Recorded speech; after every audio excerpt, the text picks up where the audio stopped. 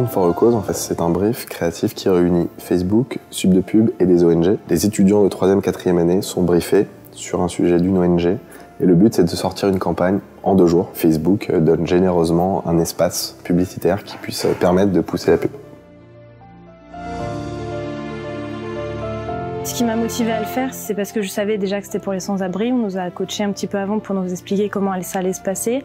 C'est quand même un coaching personnalisé pendant 2 jours où on va être amené à travailler avec des professionnels qui sont très doués dans le métier et qui vont nous apporter plein de choses. Et également, double bonus, de promouvoir une ONG et donc de s'allier à la bonne cause.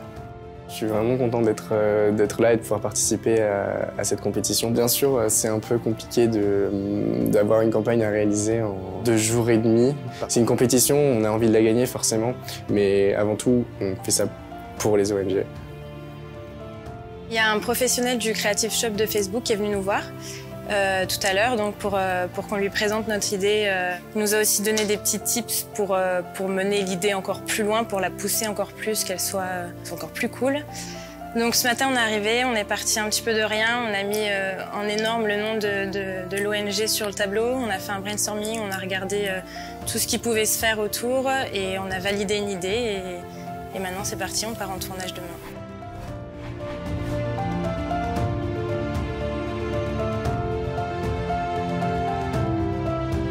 Voilà, donc ici on a voulu faire une séquence dans un café pour montrer qu'on on peut partager un café avec des sans-abri et faire ce type d'action.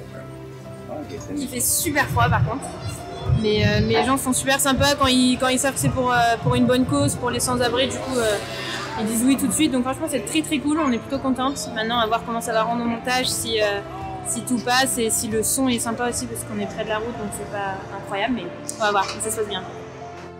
On doit incruster un effet dans un téléphone qu'on a filmé, donc il faut vraiment que ça soit bien calé. On a souvent tendance à penser que la dernière ligne droite c'est maintenant, mais en vrai ce sera demain matin à 8h30 quand on va se rendre compte qu'il y aura quelque chose qui ne va pas.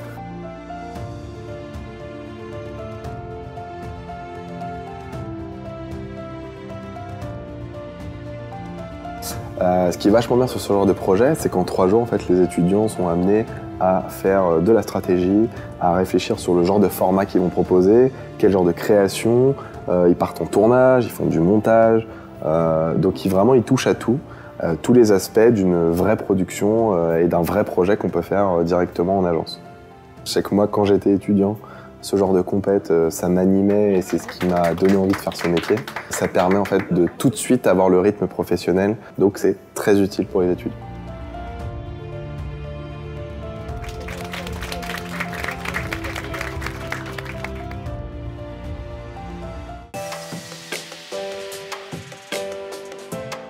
Quand politiquement, ça se voit. Et quand une communication ment, on le sent aussi. J'ai envie de te dire menteur. Menteur.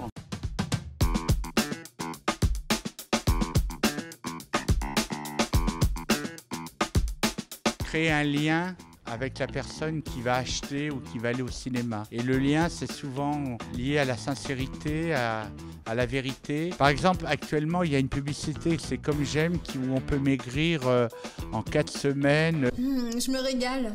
Et je m'insis. Regardez la différence, incroyable, non? Non. Cette pub, je suis pas sûr qu'elle puisse marcher. On sent tellement peu de sincérité, on sent tellement l'arnaque. Moi, je mettrais dans une école de pub ou de communication, je leur dirais, ouais, c'est surtout pas ce qu'il faut faire. Il n'y a pas vraiment de loi non plus. Je pense que plus on est sincère, mieux les choses y passent.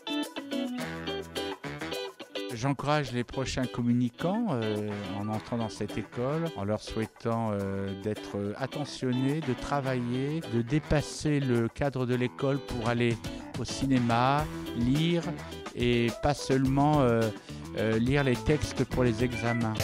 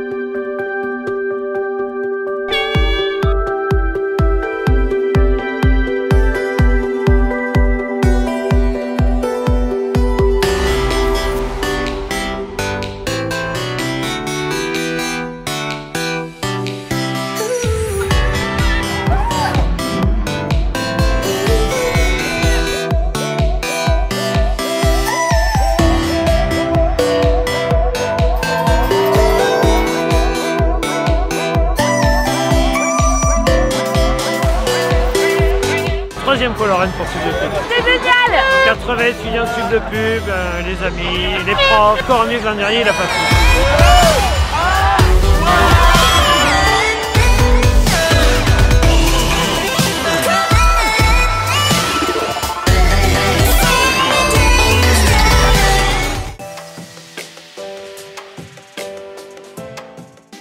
De coming out professionnel, c'est ça? Dans tous ces cas-là, en général, la mère le prend bien, le père le moins. Il m'a dit tu veux vraiment faire ça? Alors que moi, quand je regarde un film, il y a la pub qui vient m'emmerder et toi, tu veux faire le mec qui vient m'emmerder? Il m'a dit non, tu n'es pas fait pour être créatif, tu dois être commercial comme moi, comme ton oncle et comme ton grand-père. Et bon, après une discussion un peu musclée, il m'a laissé faire ce que je voulais.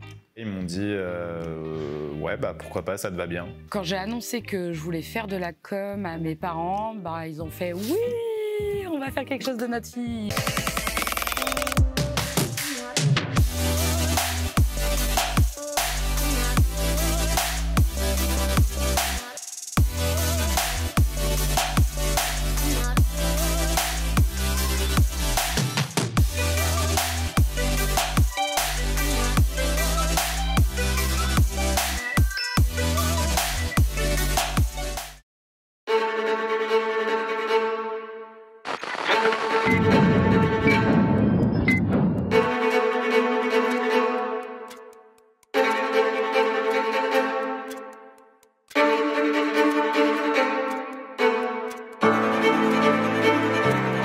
Là, le brief sous la mer, on a été briefé par Proximity UEDO. Aujourd'hui, on prend l'Eurostar et on doit répondre au brief dans le train. Et donc, c'est un brief pour The Ocean Agency. Donc, on a moins de 24 heures. Ça vient juste de commencer, donc pour l'instant, avec mon équipe, ça va.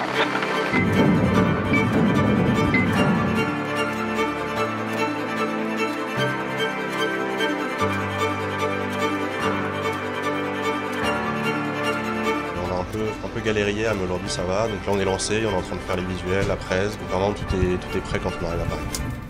Alors moi j'ai vraiment de quoi être stressé.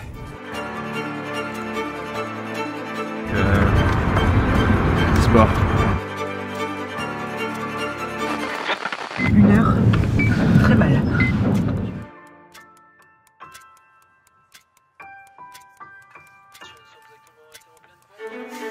L'envie en fait de tout donner, de tout déglinguer pour présenter un truc assez béton aux Anglais quoi. Good morning, Sud de Pub. En 24 heures, on avait quand même, je crois, 8 ou 9 équipes de Sud de Pub et qui ont réussi à sortir des idées extrêmement intéressantes. Et voilà, je crois que tout le monde a été impressionné par le travail des étudiants, donc merci beaucoup à Sud de Pub. Et puis pour le coup, c'est des idées qui pourront naître demain et aider The Ocean Agency. Class is over.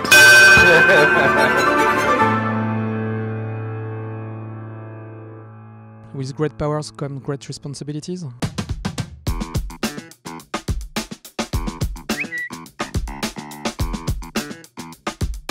Plus qu'une difficulté, pour le coup, sans langue de bois, c'est, je trouve, ce qui est excitant, quoi. C'est-à-dire qu'on ne s'ennuie jamais. Il y a effectivement une exigence. On est une toute petite équipe chez Twitter. Et du coup, c'est vrai qu'on déploie des tonnes de moyens, mais on est tous des gens très passionnés. Hier ressemble pas à aujourd'hui, qui ressemble pas à demain. Hier, aujourd'hui et demain. La capacité qu'on a justement à pouvoir détecter parfois des jeunes talents et les amener très très loin. Il y en a quelques-uns chez Twitter dont je suis hyper fier.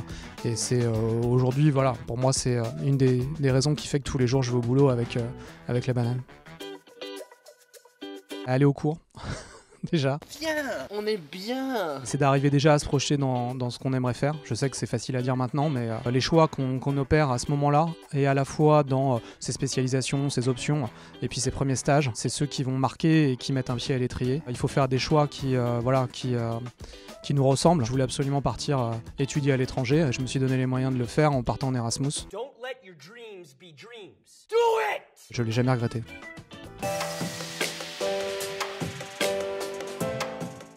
Allez, viens, on va voir les animaux.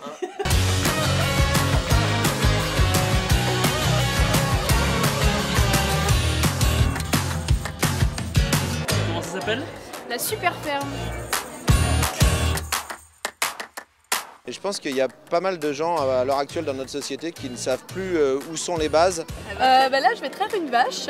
Oui, bonjour, quel événement participez-vous aujourd'hui? C'est la ferme Sub de Pub. Au niveau des animaux, au niveau de leur nourriture, au niveau de leur mode de vie. Ça sent le pâté ici. On reste essentiellement sur les classiques français, donc le bon fromage avec par exemple du reblochon, du roquefort, du camembert, il y a du cidre aussi, un petit hommage à la Bretagne. Et ensuite on a le très sympa saucisson. On s'aperçoit qu'il y a beaucoup de choses qui sont encore à réapprendre pour les nouvelles générations. Comment elle s'appelle? Pompon. Pompon. C'est original pour une poule. Vous avez gagné un jus.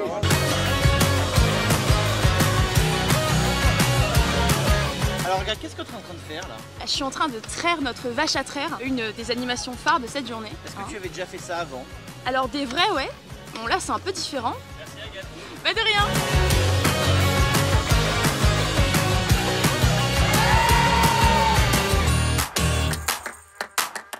Sub de Pub nous a tellement bien préparés à la vie au travail que quand je suis arrivée au travail, j'ai eu l'impression d'être déjà dans ma famille, d'être encore à l'école, mais dans une école où on avait un salaire à la fin du mois. Quand je suis arrivé en stage, j'étais assis le cul dans un canapé et j'avais un cahier et un stylo. Faut délivrer les idées, faut les sortir de ta tête quoi. Enfin, c'est pas sur internet que tu trouves une vidéo cool et tu te dis je vais faire la même chose pour mon client. Bah si c'est déjà fait, on va pas le refaire.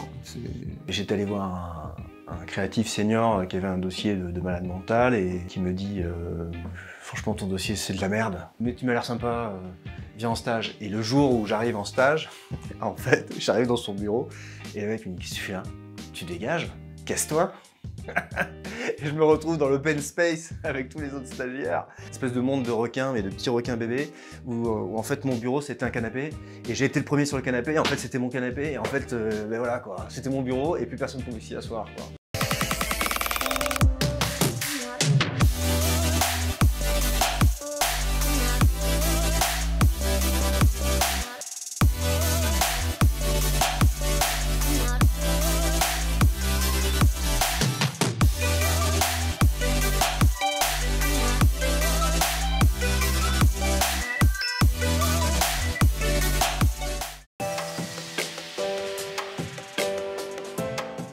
vraie ambition aujourd'hui, ça doit être dans quel secteur j'ai envie de travailler, quelles sont les valeurs que j'ai envie de défendre, quelles sont les convictions que j'ai envie aussi de véhiculer dans mon travail. J'aime bien travailler, mais j'aime bien dormir aussi.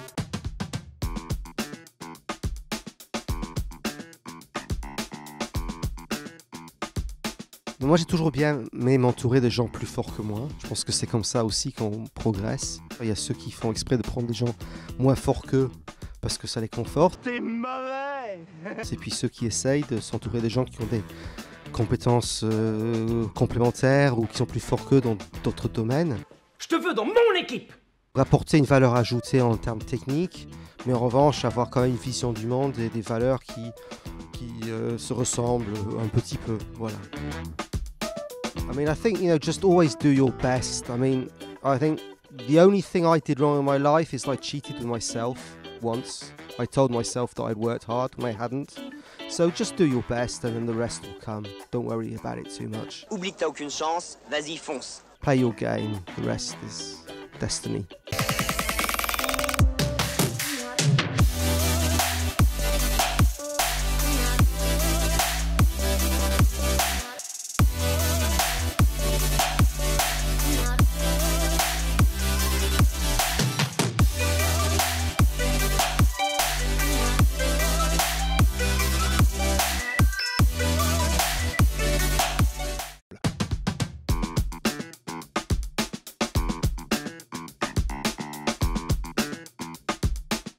Postes, on recrute à peu près une cinquantaine de postes chaque année, donc il y a des postes de commerciaux, des postes en marketing digital, des product managers, des product owners, des développeurs, de la tech, de la data, des gens qui sont sur la création, l'UX design. Ça fait beaucoup là, non? Il y a du turnover qui fait qu'il y a des mouvements et donc il y a des opportunités régulièrement.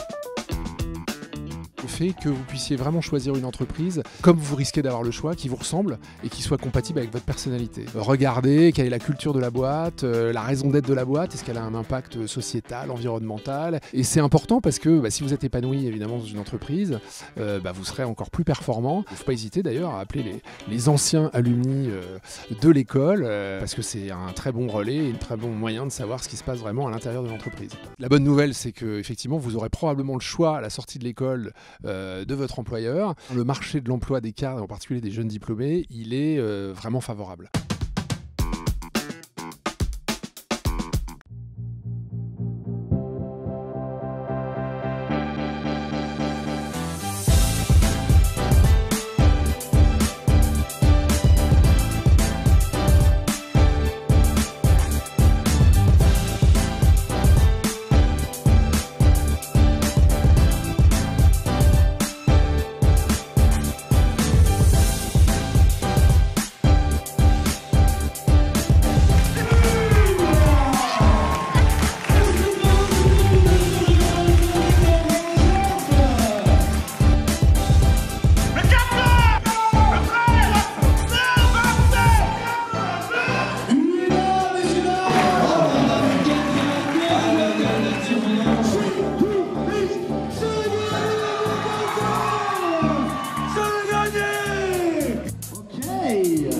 Est-ce que vous êtes chaud sur de pub?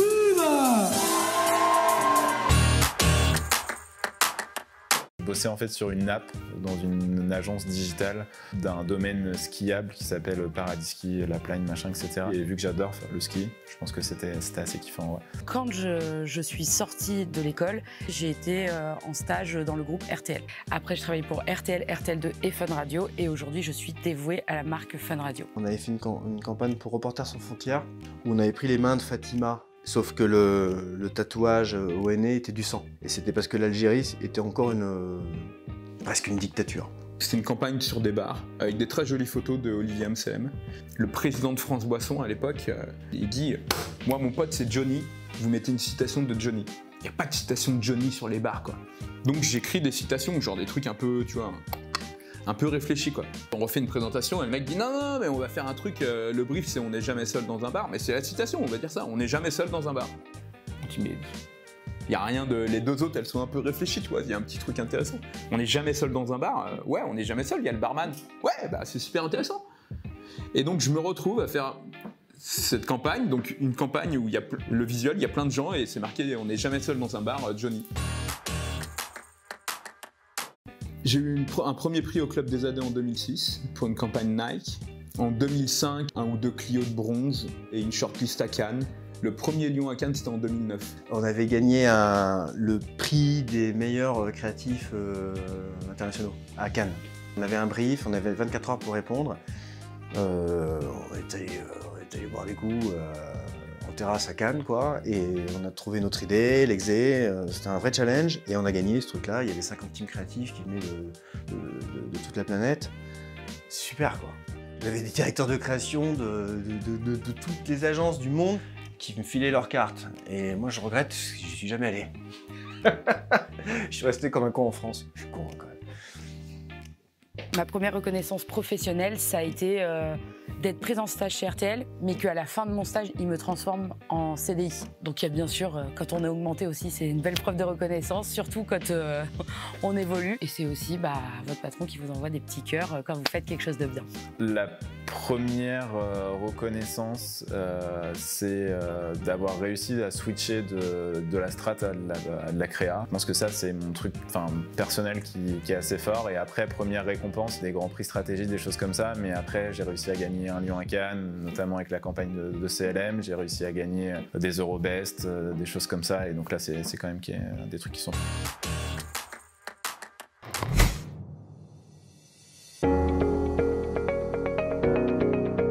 Ils sont venus, ils sont tous là, au Théâtre des Variétés en ce mois d'octobre. Ils, ce sont les 800 étudiants de la 5e année de SUM de Pub venus participer à la 10e édition de la Masterclass. La Masterclass, ce sont des conférences et des tables rondes dont certaines étaient animées cette année par le Figaro, partenaire de l'événement. Mais ils, ce sont aussi 25 invités prestigieux des personnalités influentes qui se sont succédées sur la scène pendant 5 jours. Le top management des agences de com leader aux grands acteurs de cette industrie. Des représentants des marques les plus innovantes du marché. Des grands noms du marketing et des médias, des blogueurs et des entrepreneurs. Mais aussi des personnalités du monde artistique ou sportif. Ou encore la première femme rabbin de France. Une semaine très riche d'échanges et d'apprentissage donc, à l'issue de laquelle un carnet de route rédactionnel leur est demandé. Ils y transcrivent ce qu'ils ont appris lors des conférences et aiguisent ainsi leur sens critique sur la problématique abordée. Cette version 2019 était consacrée au thème de la transmission. Cette masterclass est devenue au fil du temps un événement majeur de cette 5e et dernière année qui, chez Subdepub, est l'année de la professionnalisation. Une semaine qui se clôture par le lancement des projets de fin d'études qui leur aura donné l'opportunité d'optimiser leur réseau et qui leur aura permis de vivre des moments exceptionnels. Les compètes en vrai, s'il n'y a rien de mieux à l'école, c'est vraiment le truc moi que j'ai le plus kiffé. Présenter dans des théâtres, en finale, machin, tout ça, c'était des trucs qui sont vraiment cool et qui te servent, c'est comme dans la vraie vie, quoi. Je suis incapable de vous en dire un seul. Dans mon école, on était 130 et quand je suis arrivée à Subdepub et on était 130 dans ma promo, j'ai eu peur. Et en fait, tout le monde m'a fait me sentir comme dans ma propre famille, de la pédagogie à la comptable, aux directeurs, aux élèves, aux femmes de ménage.